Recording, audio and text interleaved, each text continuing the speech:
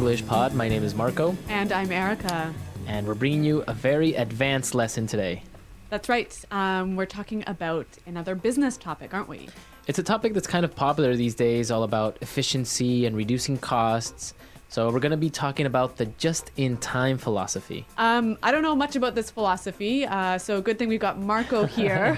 Well, what we are going to be looking at is not really in-depth. We're just going to be looking at some basic points of what a just-in-time philosophy would be like in a company. Mm-hmm. But what we're really going to be looking at is the language to do with this philosophy, right? Exactly. We're going to be looking at some technical terms and some other useful phrases that you can use when you are talking in a business setting.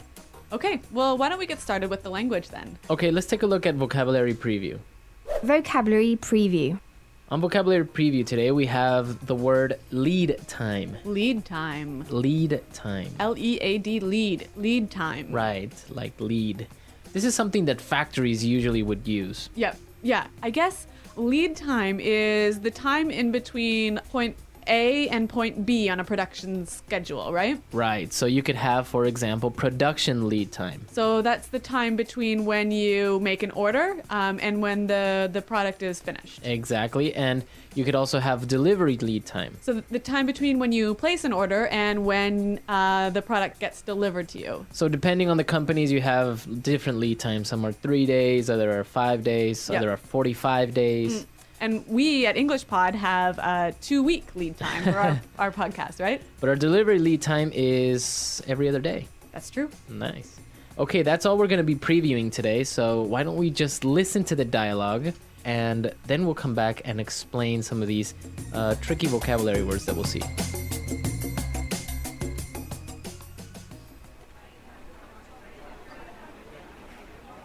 I called this meeting today in order to discuss our manufacturing plan. As I'm sure you're all aware, with the credit crunch and the global financial crisis, we're obligated to look for more cost-efficient ways of producing our goods. We don't want to have to be looking at redundancies, so we've outlined a brief plan to implement the just-in-time philosophy. We have 2 basic points that we want to focus on. First of all, we want to reduce our lead time. Why would we want to do that? I think this is not an area that really needs to be worked on. Well, we want to reduce production and delivery lead times for better overall efficiency. Right. Production lead times can be reduced by moving workstations closer together, reducing queue length, like, for example, reducing the number of jobs waiting to be processed at a given machine, and improving the coordination and cooperation between successive processes. Delivery lead times can be reduced through close cooperation with suppliers, possibly by inducing suppliers to locate closer to the factory or working with a faster shipping company. I see.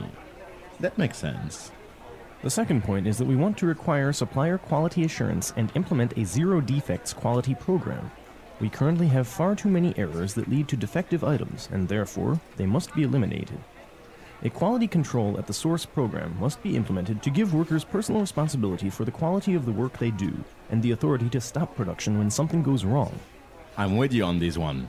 It's essential that we reduce these errors. We've got to force our suppliers to reduce their mistakes. Exactly. Well, let's look at how we're going to put this plan into action. First,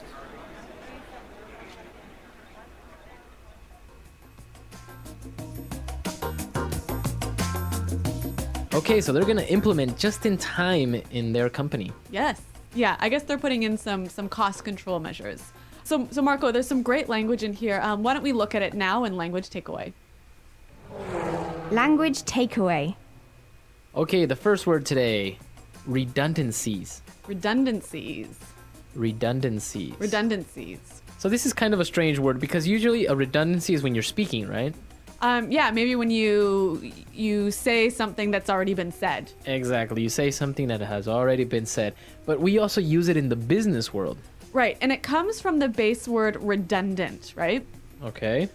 Meaning extra, more than what's needed. Okay. So when a person or a position is made redundant, basically it means they get laid off, right? Right. So redundancies are a synonym of layoffs. Exactly. Okay. Yep. All right, let's take a look at our next word. Workstations. Workstations. Workstations. Workstations. So a workstation could be anything from your desk, Yeah, or maybe a workbench. a workbench, or even a place on a production line. Right. So you're a certain machine or something like Yeah. So basically, a workstation is the area where you work. that. Okay. Okay. So you can say, can we get a new workstation for the new team member? Or I could say, I want to move my workstation closer to my employees. All right. So workstation. Okay. Let's take a look at our next word. At a given machine. At a given machine. At a given. At a given. This is an interesting way to say at any machine. Exactly. Okay. Yeah, given here is operating exactly the same as here. The word given is operating exactly the same way as any. As any. Yep. Okay, so let's listen to some examples of how we can change it up a little bit and we can use this given word. Example 1. In this factory, how many cars are in production at any given time? Example 2. On any given day, about 40 million people use the internet. Example 3. Firefighters have to be ready to attend an emergency at any given moment. All right, so any given time, at any given moment. Yep. Any given day. Okay, now let's take a look at our last word today. Defective. Defective. Defective. Defective. So if something is defective, It has a problem with it. it has a problem. Yeah. We can say defective is an adjective. Right. And the noun is defect. Defect. Yeah. So if something has a defect, it is defective. Right. So for example, maybe you produce chairs and you make one and this chair is missing a wheel. Okay, so it's defective. Yes. The defect is the missing wheel. The defect is the... Okay. So before we listen to our dialogue again, I want to take a look at this phrase, I'm with you on this one. I'm with you on this one. I'm with you on this one. I'm with you on this one. So what does that mean exactly? I'm with you on this one. I agree with you. I agree with you on this point. Exactly. Okay. So if you agree with somebody on a certain point, you would say, "Oh, I'm with you on this one. I agree with you." Exactly. Okay.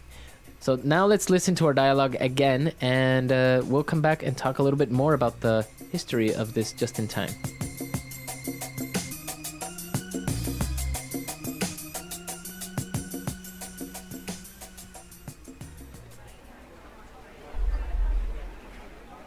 I